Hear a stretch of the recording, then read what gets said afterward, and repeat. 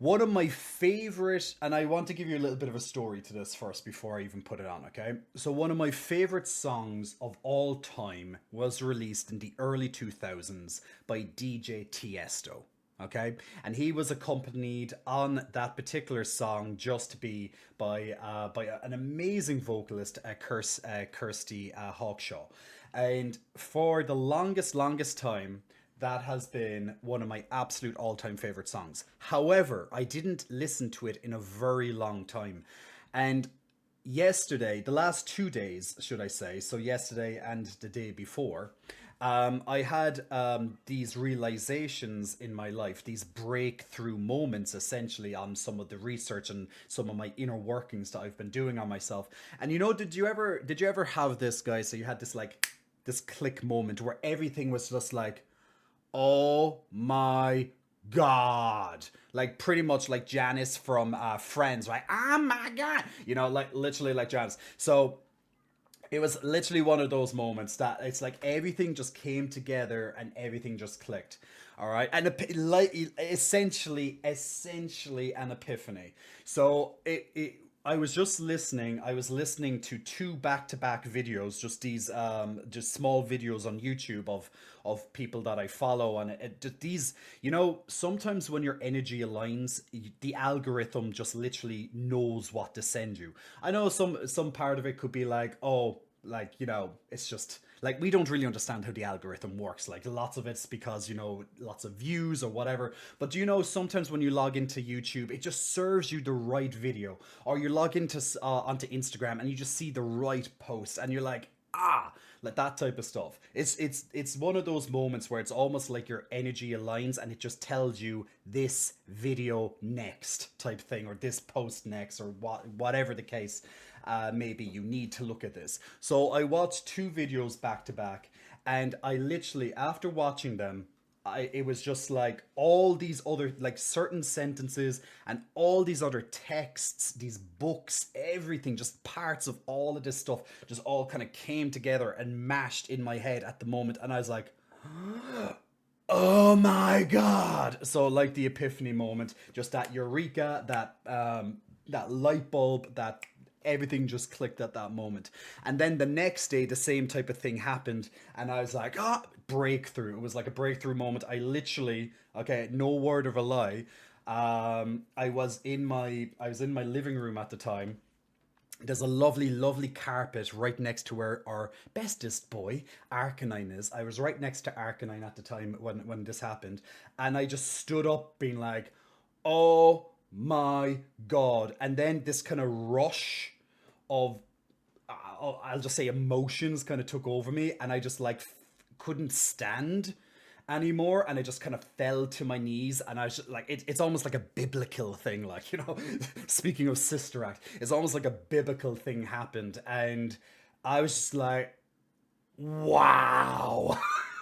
Like I just took the most trippiest LSD or MDMA or some sort of hallucinatic drug or whatever. Just had this experience, right? And I didn't even need any of that stuff. As almost as if I had some. And I can't. I want to do this sometime. Ayahuasca tea. Has anyone ever had ayahuasca tea, or else ever heard of ayahuasca tea? But basically, I want what. Like I really want one of these psychedelic experiences at one point with something like that powerful, because it's meant to be like freaking amazing.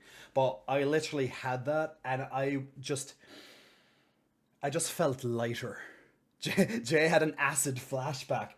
Wasn't that long ago. Doesn't that make you shit? Yeah, the ayahuasca tea, it makes you puke, apparently. So you drink it and it makes you puke, and that's meant to be like lots of negativity or whatever. But meant to be absolutely amazing what you can go through. But we'll see. But you'd have to do it through like a guided session, because it would be, yeah, it would be a medicinal, let's say, type thing. So you'd have to have, like, say, a shaman or something like that, or just, let's say, a guide, to kind of watch over you over that day or two while all the stuff goes on. Because you're meant to have like a certain diet beforehand as well. So it's like it takes place generally over like a 2 day thing, from what I've noticed. I'll stick with me mushrooms. That's one thing I want to try as well, by the way. I literally, it was so close to trying them. like 3 weeks ago, but changed my mind. Never say never. I want to do that. But yeah, hey, Louis, New York. Anyway, welcome to stream. Ain't nothing wrong with that. Nothing wrong with some medicinal,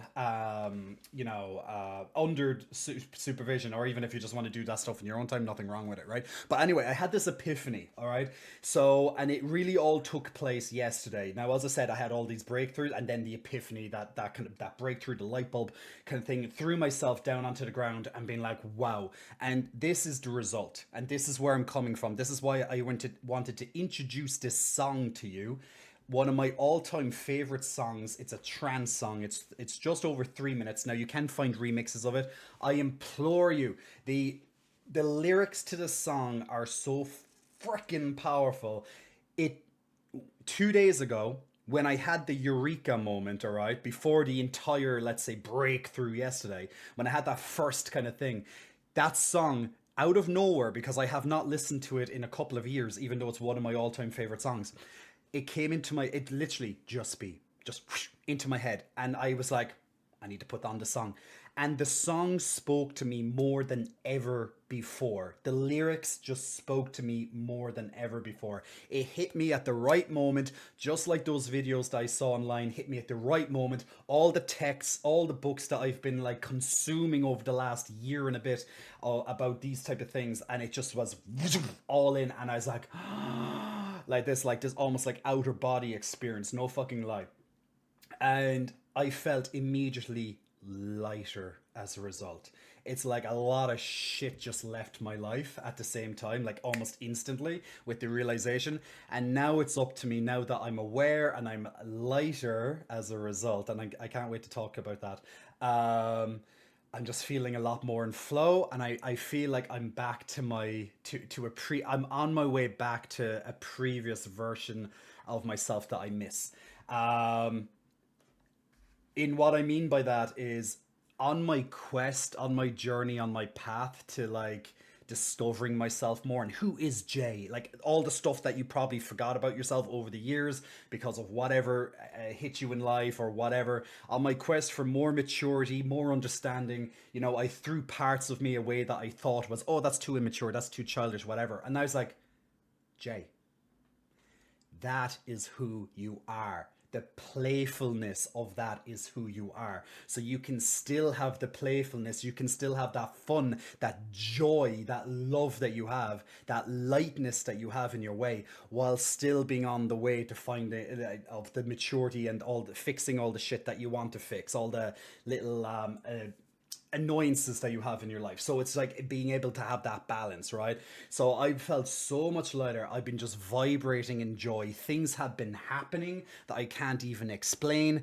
I felt like the start of is it Cinderella or is it Snow White? I think it's Snow White, not the new piece of shit that Disney put out, but the old Snow White. Is it? Do you know she's? I think she's in the forest and all the animals come up to her. That's Snow White, right? It was like that because dogs started coming up to me. Squirrels, 3 squirrels got very close to me today while I was just sat down in silence when I was on a nature walk. I just sat down on a bench and I was just there, and 3 squirrels came over to me. It's like because animals can sense your energy. And I know people are here like, what the fuck is energy? What the fuck is that? I don't believe in this shit. I don't give a shit if you don't believe in it, okay? But animals, babies, and other people, they can literally feel your energy, all right? And you can feel theirs.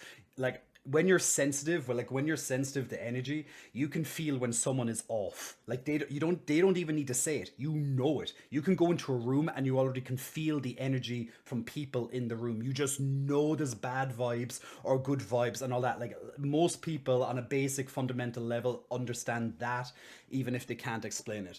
But the more you understand it and the more sensitive you are to it, the more you're really in tune with it. So I've been definitely happily vibrating, getting back to my vibration of joy, and I fucking missed that because I don't know if you guys have known, or noticed over the last year or so, I definitely have changed. And I don't mean necessarily changed like it was a bad thing, but because I've been trying to, like, I've been discovering myself and all that. But I definitely lost a part of that more fun and light part.